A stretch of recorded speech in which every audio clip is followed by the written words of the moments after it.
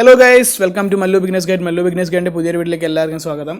So ഇന്നത്തെ വീഡിയോയിലൂടെ ഞാൻ പറയാൻ പോകുന്നത് ഇപ്പം നിങ്ങൾ കുറച്ച് കോയിൻ ഹോൾഡ് ചെയ്ത് വെച്ചേക്കാണ്. ക്രിപ്റ്റോ കറൻസി കുറച്ച് ബൈ ചെയ്തിട്ട് നിങ്ങൾ ഒരു കൊല്ലത്തിന് ശേഷം നല്ല പ്രോഫിറ്റ് കിട്ടുമ്പോൾ വെക്കാൻ വേണ്ടി ഹോൾഡ് ചെയ്ത് വെച്ചേക്കാണെന്ന് വിചാരിക്കാം. സോ നിങ്ങളിപ്പോൾ ഫണ്ട് ഇട്ട് വാങ്ങി നിങ്ങളുടെ അക്കൗണ്ടിലുണ്ട്, നിങ്ങളുടെ എക്സ്ചേഞ്ചിൽ ഇതിൽ കിടക്കുന്നുണ്ട്, സ്പോട്ടിൽ കിടക്കുന്നുണ്ട്. സോ ആ കോയിൻ വെച്ച് തന്നെ നിങ്ങൾക്ക് എങ്ങനെ മന്ത്ലി ഒരു പ്രോഫിറ്റ് ഉണ്ടാക്കാം എന്നുള്ളതാണ് ഞാൻ ഈ വീഡിയോയിലൂടെ കാണിക്കാൻ പോകുന്നത്. അതിന് നോർമലി ഈ ക്രിപ്റ്റോ വേൾഡിൽ പറയുന്നത് സ്റ്റേക്കിംഗ് എന്ന് പറഞ്ഞുള്ള സംഭവമാണ്. സോ സ്റ്റേക്കിംഗ് എന്താണ്, എങ്ങനെ നമുക്കത് ചെയ്യാം എന്നുള്ളത് ബിനാൻസ് പ്ലാറ്റ്ഫോമിലൂടെ എങ്ങനെ ചെയ്യാം എന്നുള്ളതാണ് ഞാൻ ഈ വീഡിയോയിലൂടെ കാണിച്ചു തരാൻ ഉദ്ദേശിക്കുന്നത്. ഇതിന് മുമ്പ് ഈ ബിനാൻസ് ഇല്ലാത്തവരാണെങ്കിൽ ട്രസ്റ്റ് വാലറ്റിൽ അക്കൗണ്ട് ഉള്ളവരാണെങ്കിൽ അതിൽ പാൻകേക്ക് സ്വാപ്പ് എന്ന് പറഞ്ഞൊരു അതിൽ നമ്മൾ ട്രസ്റ്റ് വാലറ്റിനകത്ത് നമ്മൾ കുറച്ച് കോയിൻസ് ഇൻവെസ്റ്റ് ചെയ്തിട്ടുണ്ടെങ്കിൽ ആ കോയിൻ നമുക്ക് പാൻകേക്ക് സ്വാപ്പിലൂടെ നമുക്കത് എങ്ങനെ ഇതുപോലെ ഡബിൾ ഇൻകം അല്ലെങ്കിൽ മൂന്ന് ഇൻകം ഒരു ഇൻവെസ്റ്റ്മെൻറ്റിൽ നിന്ന് തന്നെ നമുക്ക് ക്രിപ്റ്റോയിൽ നിന്ന് തന്നെ ക്രിപ്റ്റോസ് ഉണ്ടാക്കാൻ പറ്റുന്ന എങ്ങനെയെന്ന് ഞാൻ കാണിച്ചിട്ടുണ്ടായിരുന്നു. അപ്പം ആക്ച്വലി ഇത് നമ്മൾ പൈസ ഉണ്ടാകും, നമ്മൾ വാങ്ങിയിരിക്കുന്ന ക്രിപ്റ്റോ തന്നെ നമുക്ക് വേണ്ടി പൈസ ഉണ്ടാക്കി തരും. അതായത് നമുക്ക് വേണ്ടി അവർ ക്രിപ്റ്റോ തന്നെ ക്രിപ്റ്റോ ആക്കിയിട്ട് ജനറേറ്റ് ചെയ്യും. അതൊരു മെത്തേഡാണ് ഇതിലൂടെ ഞാൻ പറയാൻ പോകുന്നത്. സോ പാൻകേക്ക് സ്വാപ്പിൻ്റെ ഡീറ്റെയിൽഡ് ആയിട്ടുള്ള ഈൽഡ് ഫാർമിംഗ് എന്താണ്, എങ്ങനെ ലിക്വിഡിറ്റി പൂൾ എങ്ങനെ വർക്ക് ചെയ്യാം എന്നുള്ള ഡീറ്റെയിൽഡ് ആയിട്ടുള്ള എല്ലാ കാര്യം ഞാൻ ക്ലിയർ ആയിട്ടൊരു വീഡിയോയിൽ പറഞ്ഞിട്ടുണ്ട്. ആ വീഡിയോ ഇതുവരെ കാണാത്തവർ ചെന്ന് കാണുക.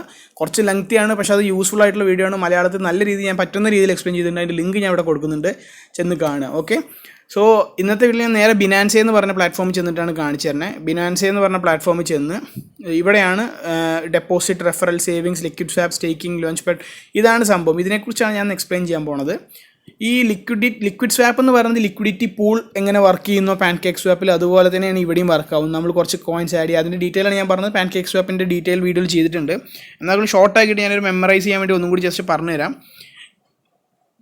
ലിക്വിഡ് സ്വാപ്പ് എങ്ങനെ വർക്ക് ആവുക എന്ന് വെച്ച് കഴിഞ്ഞാൽ നമ്മുടെ കയ്യിൽ കുറച്ച് കോയിൻസ് ഉണ്ട്. 10 ഡോജി ഉണ്ട്. 10 ഡോജിക്ക് ഇപ്പോൾ അറൗണ്ട് 30 റുപ്പീസ് വെച്ചാണ് 300 റുപ്പീസ് ഉണ്ട്. ആ 300 റുപ്പീസിൻ്റെ ഡോജിയും അതുപോലെ പെയർ ചിലപ്പം ഡോജിയുടെ USDT പെയർ ആയിരിക്കും. അത് നിങ്ങളിവിടെ ഓപ്പൺ ചെയ്താൽ കാണാൻ പറ്റും. നിങ്ങൾക്ക് ഏത് പെയർ വേണമെങ്കിലും സെലക്ട് ചെയ്യാം.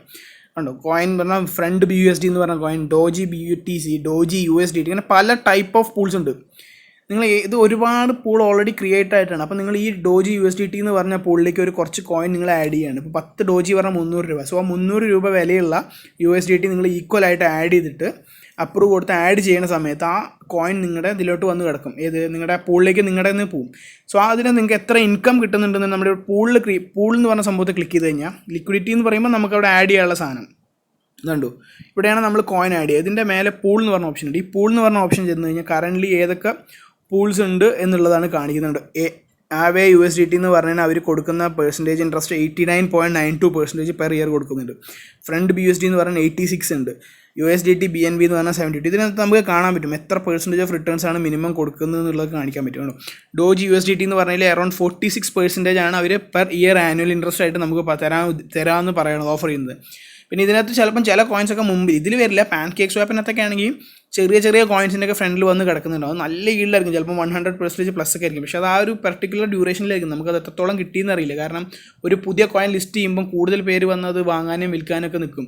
ആ ഒരു സമയത്ത് അതിൻ്റെ ഇൻട്രസ്റ്റ് കൂടുതലായിരിക്കും. അതായിരിക്കും ചിലപ്പോൾ ആണെങ്കിൽ. ഇത് കുഴപ്പമില്ലാത്ത നല്ല അത്യാവശ്യം കുറേ കാലമായിട്ടുള്ള കോയിൻസാണ് ഈ ഡോജി USDT എന്നൊക്കെ പറഞ്ഞാൽ അറൗണ്ട് 46 എന്നൊക്കെ പറയുന്നത് നോർമലായിട്ടുള്ളൊരു ഈൽഡാണ്. സോ ഇത് ഇതിനകത്ത് നമുക്കിപ്പോൾ ഏതാണ് എക്സാമ്പിൾ USDT എന്ന് പറഞ്ഞാൽ 89 എന്ന് കാണിക്കുന്നത്. അപ്പോൾ 89% എൻ്റെ വേണമെന്ന് പറഞ്ഞിട്ട് നമ്മളിവിടെ പൂളിൽ ഇവിടെ വേണമെങ്കിൽ സെർച്ച് ചെയ്യാനുള്ള ഓപ്ഷൻ ലാപ്പിലുണ്ടാവും. ഇത് USDT ഈ സാധനമാണ് നമുക്ക് 89%ഓളം കണ്ടത്. സോ ഇത് നമ്മളിവിടെ സെലക്ട് ചെയ്തിട്ട് എത്ര പെർസെൻറ്റേജ് ഓഫ് വേണം. നിങ്ങളുടെ ഇപ്പോൾ കുറച്ച് കോയിൻസ് ഉണ്ടാവണം. എവിടെ ഇപ്പം അറ്റ്ലീസ്റ്റ് 0.01 വേണം. അപ്പോൾ നിങ്ങളുടെ ഒരു AV ഉണ്ടെന്നുണ്ടെങ്കിൽ AV സെലക്ട് ചെയ്യാം. അതിനുശേഷം അതിൻ്റെ ഈക്വലൻ്റ് എമൗണ്ട് ഓഫ് USDT ഇവിടെ കാണും. അത് രണ്ടും നമ്മൾ വന്നു കഴിഞ്ഞാൽ ഇവിടെ I have read and ഇത് ടിക്ക് ചെയ്ത് കൊടുക്കുക. അതിനുശേഷം ആഡ് ചെയ്യാം. അപ്പം അത് ഓട്ടോമാറ്റിക്കലി നമ്മുടെ പൂളിൽ വന്ന് കിടക്കും. അതിനുശേഷം നമുക്ക് ആ 89% ഒരു ഫിക്സഡ് ഇൻകം ഒരു ദിവസത്തിന് ശേഷം നമുക്കത് വന്നുകൊണ്ടേയിരിക്കും. ഇതാണ് ഒരു പൂളിലേക്ക് നമ്മൾ കോയിൻ ആഡ് ചെയ്യാനുള്ളത്. ഇതിനകത്ത് റിഡീം എന്ന് പറഞ്ഞാൽ ഇപ്പോൾ നിങ്ങൾക്ക് എപ്പോൾ വേണമെങ്കിലും റിഡീം ചെയ്യും. ഈ കോയിൻ നിങ്ങളിപ്പോൾ ഓൾറെഡി നിങ്ങൾ പൂളിലെത്തിട്ടുണ്ട്. റിഡീം ആയി കഴിഞ്ഞാൽ നിങ്ങൾക്ക് അവിടെ റിഡീം ചെയ്യുന്ന സാധനങ്ങൾ ഓൾറെഡി വന്ന് കിടക്കുന്നുണ്ടാവും. അത് പോയിട്ട് നിങ്ങൾക്ക് റിഡീം ചെയ്ത് കഴിഞ്ഞാൽ അത് നിങ്ങൾക്ക് ക്യാൻസലായിട്ട് നിങ്ങളുടെ ആ സ്പോട്ടിലേക്ക് തന്നെ നിങ്ങൾ എത്ര കോയിൻ ഇട്ട് ആ കോയിൻ നിങ്ങൾക്ക് തിരിച്ചു വന്ന് കിടക്കുന്നതാണ്. ഇപ്പോൾ ഈ സ്വാപ്പ് എന്ന് പറയുന്നത് ഇപ്പോൾ നമുക്ക് വേണമെങ്കിൽ കോയിൻ പോയിടും. അപ്പോൾ ഫ്രണ്ട് ഇപ്പം ആവേ അല്ലെങ്കിൽ ആവേനെ കാണിക്കാം. ആവേ USDT ആണ് ഞാൻ സെലക്ട് ചെയ്തേക്കുന്നത്. ഇപ്പോൾ ഞാൻ ഇവിടെ വന്നിട്ട് സ്വാപ്പ് ചെയ്യാണ്. എനിക്ക് ഇത്ര കോയിൻ വേണം, ഇത്ര എൻ്റെ ആവേ ഉണ്ട്, ഓരോ ആവേ ഉണ്ട്, എനിക്ക് അതിന് USDT വാങ്ങണം എന്ന് വേണ്ടി ഞാനിത് ചെയ്യണ സമയത്ത് ഇതൊരു ഈക്വൽ ആയിട്ടുള്ള എമൗണ്ടിലുള്ള USDT വേണമെന്ന് പറയുമ്പം ഈ റിക്വസ്റ്റ് ഓട്ടോമാറ്റിക്കലി സ്വാപ്പ് ആയി പോയിട്ട് എവിടേക്കാണ് ഈ ഓർഡർ പോകുകയെന്ന് വെച്ചാൽ നമ്മൾ നേരത്തെ ക്രിയേറ്റ് ചെയ്ത പൂളിലേക്കാണ് ഈ ഓർഡർ പോവുക. സോ അവിടെ നമ്മൾ നേരത്തെ ക്രിയേറ്റ് ചെയ്ത പൂളിൽ നിന്ന് ഈ ചെന്നിട്ട് അതിൽ നമ്മൾ എത്രയാണോ റിക്വസ്റ്റ് ചെയ്തത് ആ സാധനം നമുക്ക് ആവയാണ് നമ്മൾ കൊടുക്കുന്നത്. ആവ കൊടുത്ത് നമ്മൾ USDT വാങ്ങുന്നത്. സോ നമ്മൾ ഈ വേണ്ട ആവേ ആ പൂളിലേക്ക് പോയിട്ട് ആ പൂളിനകത്തുള്ള USDT നമ്മുടെ അക്കൗണ്ടിലേക്ക് വരും. ഇതാണ് സ്വാപ്പിംഗ്. സോ ഈ ഒരു ബേസിലാണ് ഈ പൂൾ വർക്ക് ആവുന്നത്. അതായത് കോയിൻ എക്സ്ചേഞ്ച് ചെയ്യണമെന്നുണ്ടെങ്കിൽ ഏത് കോയിൻ എക്സ്ചേഞ്ച് ചെയ്ത് നമുക്ക് ഏത് വാങ്ങണം എന്നുള്ളതാണ് ഇവിടെ കാണിക്കുന്നത്. സോ ഈ ഒരു പൂളിൽ ആവേ USDT എന്നുള്ള പൂളിൽ ചെന്നിട്ടായിരിക്കും നമ്മുടെ ഓർഡർ പോവുക. ആ ഓർഡറിന് നമുക്ക് ഈക്വലായിട്ട് കിട്ടുകയും ചെയ്യും. ഇവിടെ പ്രോഫിറ്റ് എന്താണെന്ന് വെച്ചാൽ നമുക്ക് സ്ലിപ്പേജ് വളരെ കുറവായിരിക്കും. നമുക്ക് ഏകദേശം ആവേ ഒന്നിന് എത്ര USDT കിട്ടും അത്രയും USDT കിട്ടും. നേരെ പക്ഷേ നമ്മൾ ബൈ ചെയ്യുമ്പോൾ നേരെ വേറെ എക്സ്ചേഞ്ച് പോയി സ്വാപ്പ് ചെയ്യുമ്പോൾ നമുക്ക് അത്ര കിട്ടിക്കൊള്ളുന്നില്ല. അതാണ് ഇതിൻ്റെ പ്രോഫിറ്റ്. സോ ഇവിടെ നമ്മളിത് ഈ ലിക്വിഡിറ്റിയിൽ നമ്മൾ ആഡ് ചെയ്ത് കഴിഞ്ഞാൽ ഇവിടെ മൈ ഷെയർ പോയി കഴിഞ്ഞാൽ നമുക്ക് അറിയാൻ പറ്റും നമ്മൾ എത്ര കൊടുത്തിട്ടുണ്ട്, നമുക്ക് എത്ര റിവാർഡ് കിട്ടിയിട്ടുണ്ട് എന്നുള്ളത്. ഇവിടെ ലിക്വിഡിറ്റി ഹിസ്റ്ററി പറഞ്ഞാൽ നമ്മൾ കൊടുത്ത ആവേ USDT പെയർ നിന്ന് കിടക്കും. അതിൽ നമുക്ക് എത്ര റിവാർഡ് കിട്ടിയിട്ടുണ്ടെന്നുണ്ട് ഇവിടെ വന്ന് കിടക്കും. സോ ഇതാണ് നമ്മുടെ നോർമൽ ഇത്. പിന്നെ സ്വാപ്പ് ഹിസ്റ്ററി പറഞ്ഞാൽ നിങ്ങളിവിടെ സ്വാപ്പ് ചെയ്ത് ഏതൊക്കെയാണെന്നുള്ളത്. ഇപ്പോൾ സ്വാപ്പ് ചെയ്ത് കോയിൻ ചെയ്തതിൻ്റെ ഹിസ്റ്ററി ഇവിടെ വന്ന് കിടക്കും. ഇതാണ് ഇതിനകത്ത് ലിക്വിഡ് സ്വാപ്പ് എന്ന് പറഞ്ഞത്. ആക്ച്വലി ഞാൻ ഇത് പറയാനല്ല ഉദ്ദേശിച്ചെങ്കിലും ഇത് ഭയങ്കര ലോങ് ആയി പോയി. ഞാൻ ഉദ്ദേശിച്ച സ്റ്റേക്കിങ്ങിനെ കുറിച്ച് ചെയ്യാനാണ്. സോ ഇതിനകത്ത് നിങ്ങൾ സ്റ്റേക്കിംഗ് എന്ന് പറഞ്ഞ ഓപ്ഷൻ കാണാം. ഈ സ്റ്റേക്കിങ്ങിൽ ക്ലിക്ക് ചെയ്ത് കഴിഞ്ഞാൽ ഇവിടെ 2 ടൈപ്പ് ഉണ്ട്, സ്റ്റേക്കിംഗ് അതുപോലെ DeFi സ്റ്റേക്കിംഗ്.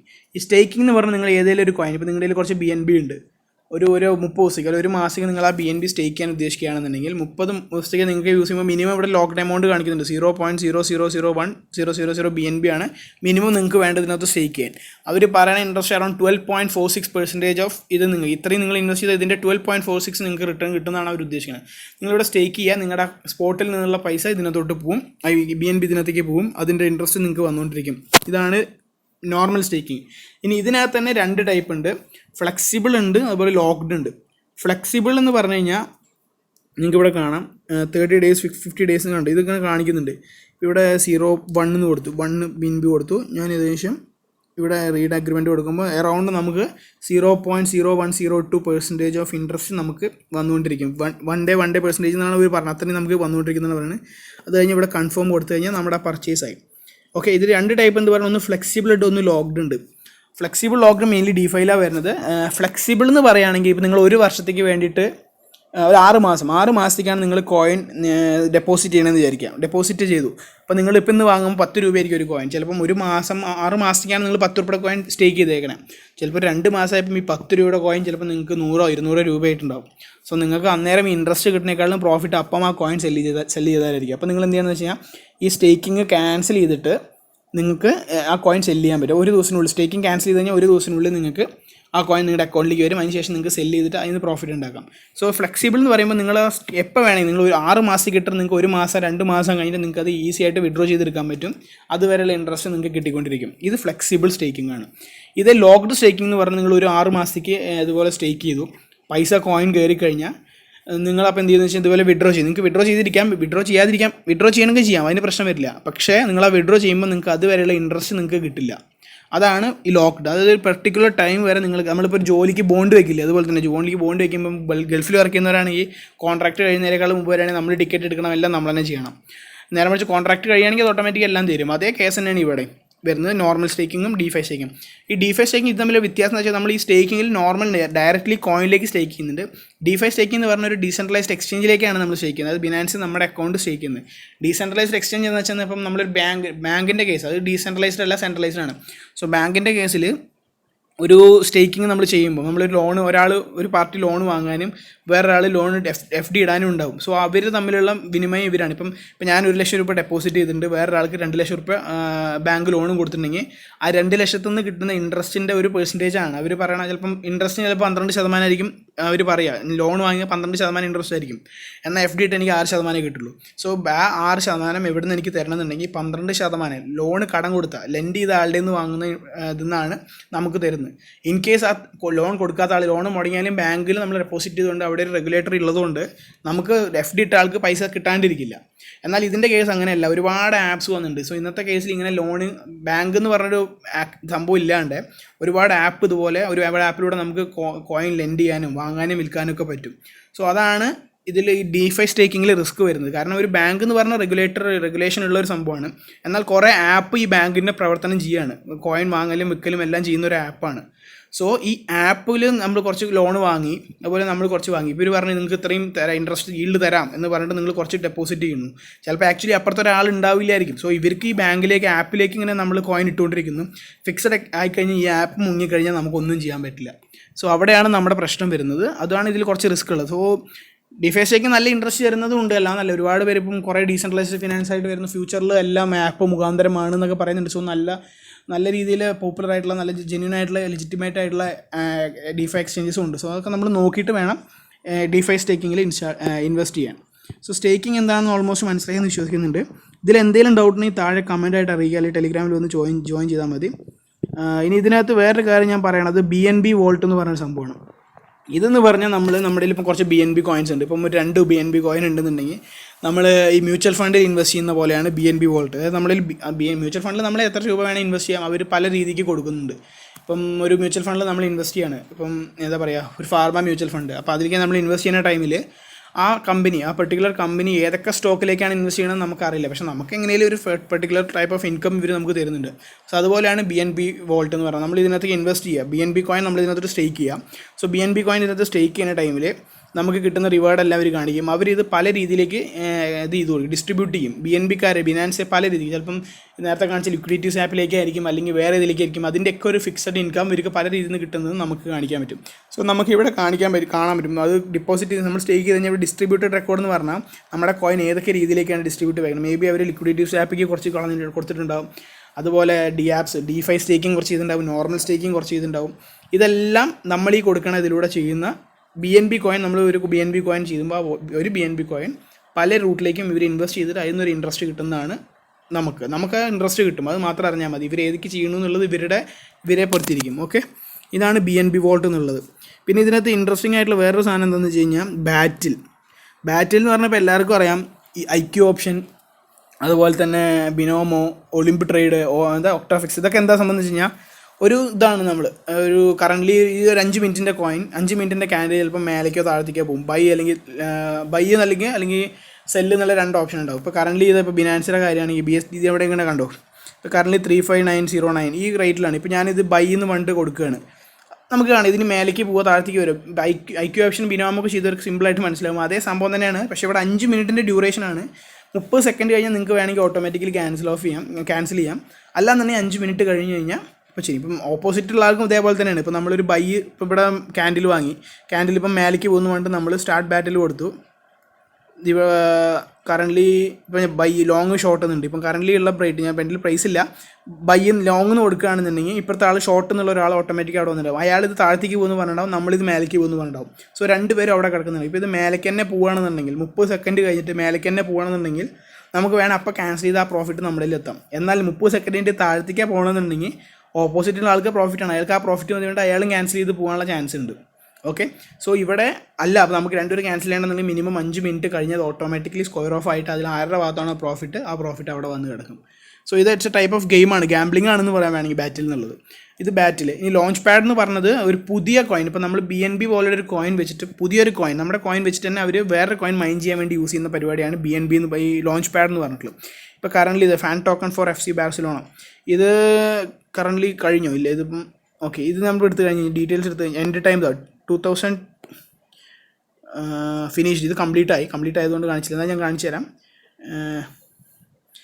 ഇവിടെ നമ്മൾ ഒരു BNB നമ്മൾ വെച്ചിട്ട് നമ്മുടെ BNB വെച്ച് നമ്മൾ ഇതിനകത്ത് ഇൻവെസ്റ്റ് ചെയ്യുമ്പോൾ ഇവർ BNB വെച്ചിട്ട് തന്നെ വേറെ കോയിൻ ഇതിനകത്ത് മൈൻ ചെയ്തെടുക്കും. നമ്മളറിയണ്ട, നമ്മുടെ കോയിൻ ഡെപ്പോസിറ്റ് ചെയ്യുക, ആ കോയിൻ വെച്ചിട്ട് തന്നെ ഇവർ വേറെ കോയിൻ മൈൻ ചെയ്യാൻ യൂസ് ചെയ്യും. ഇപ്പോൾ ഇതിൻ്റെ ഒരു പെർട്ടിക്കുലർ ഡേറ്റ് എന്ന് പറയുന്നത് ഫിനിഷ്ഡ് എന്ന് പറഞ്ഞിട്ട് ഇവർ കൊടുക്കുന്നുണ്ട്, ഇത് കാണിക്കുന്നില്ല. വേറെ ഏതെങ്കിലും കോയിൻ ഇപ്പോൾ കറൻ്റ്ലി വേറെ ഏതെങ്കിലും ഉണ്ടെങ്കിൽ ഞാൻ കാണിച്ചു തരാം.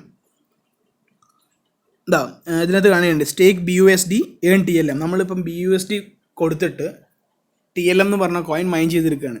അതായത് ഇവിടെ ക്ലിക്ക് ചെയ്യുമ്പോൾ ഇതിനകത്ത് കാണാം എൻഡ് ഡേറ്റ്, ഇതും കംപ്ലീറ്റഡ് ആണ്. ഇവിടെ കാണിക്കുന്നുണ്ട്. ചിലത് കംപ്ലീറ്റഡ് ആയിരിക്കില്ല.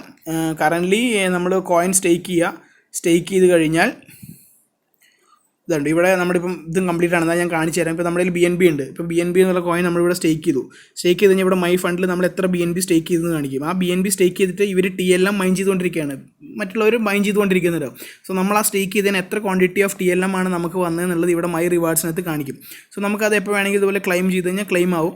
ഇത് ഇവിടെ നമുക്ക് എൻഡ് ടൈം എന്ന് പറഞ്ഞിട്ട് 2021 5/7 എന്ന് കാണിക്കുന്നുണ്ട്. ഇത് കംപ്ലീറ്റഡ് ആയിട്ടുണ്ട്. അതായത് 2021 മെയ് 7 ഇത് കഴിഞ്ഞായിരുന്നു. സോ അതുകൊണ്ടാണ്. ഇല്ലാന്നുണ്ടെങ്കിൽ ചിലത് ഇവിടെ ഓട്ടോമാറ്റിക്കലി ഡേറ്റ് കാണിക്കും ഏത് ദിവസം വരെയാണ് ആ പ്രൊജക്റ്റ് പോകുന്നത്. ഇപ്പോൾ നിങ്ങൾക്ക് ഇപ്പോൾ ഒരു മാസത്തേക്ക് അത് കാണിക്കുന്നുണ്ടെങ്കിൽ ഒരു മാസം നിങ്ങൾ ഇവിടെ വയ്ക്കാം. ഒരു മാസത്തേക്ക് എന്ന് പറഞ്ഞിട്ട് സ്റ്റേക്ക് കൊടുക്കാം. ഒരു BNB ഒരു മാസത്തിൽ ഇവർ എത്രത്തോളം മൈൻ ചെയ്യുന്നുണ്ടോ അത്രയും കോയിൻസ് നിങ്ങൾക്ക് റിവാർഡായിട്ട് കിട്ടും. അത് നിങ്ങൾക്ക് ക്ലെയിം ചെയ്തെടുക്കാം. ഇതാണ് ഇതിൻ്റെ ലോഞ്ച് പാഡ് എന്ന് പറഞ്ഞുള്ള സംഭവം. അപ്പോൾ BNB Vault എന്താണെന്ന് മനസ്സിലായി, സ്റ്റേക്കിംഗ് എന്താണെന്ന് മനസ്സിലായി, അതുപോലെ ലോഞ്ച് പാഡ് എന്താണെന്ന് മനസ്സിലായെന്ന് വിശ്വസിക്കുന്നു, ബാറ്റിൽ എന്താണെന്ന് മനസ്സിലായെന്ന് വിശ്വസിക്കുന്നുണ്ട്.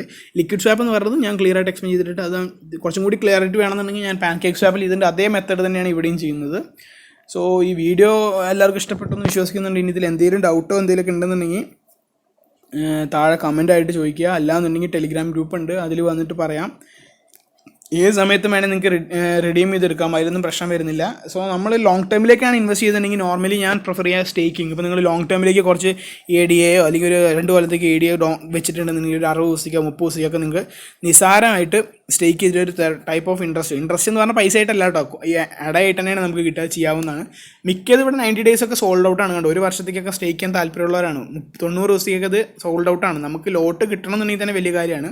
90 ദിവസത്തേക്ക് നിങ്ങൾക്ക് വേണേൽ സ്റ്റേക്ക് ചെയ്യാം. ഇതെല്ലാം ഓട്ടോമാറ്റിക്കലി 90 days ഫിക്സ്ഡ് ആണ്, എല്ലാം കംപ്ലീറ്റ് ആണ്, സോൾഡ് ഔട്ടാണ്. നമ്മൾ നോക്കിയിട്ട് നമുക്ക് ഏതെങ്കിലും കിട്ടിക്കഴിഞ്ഞാൽ ഭാഗ്യം. കാരണം ഇതൊക്കെ സോൾഡ് ഔട്ട് എന്ന് പറയുന്നത് ഈ ഓൾറെഡി കേക്ക് വാങ്ങിയിട്ട് 90 ദിവസത്തേക്ക് ഓൾറെഡി സ്റ്റേക്കിന് വെച്ചിട്ടുണ്ട്. അവർക്ക് ഇൻട്രസ്റ്റ് കിട്ടാൻ വേണ്ടി ഓൾറെഡി വെച്ചിട്ടുണ്ടെന്നാണ്. നമുക്ക് മിനിമം 60 days അല്ലെങ്കിൽ 30 days ഒക്കെ നമുക്ക് ചെയ്യാൻ പറ്റും.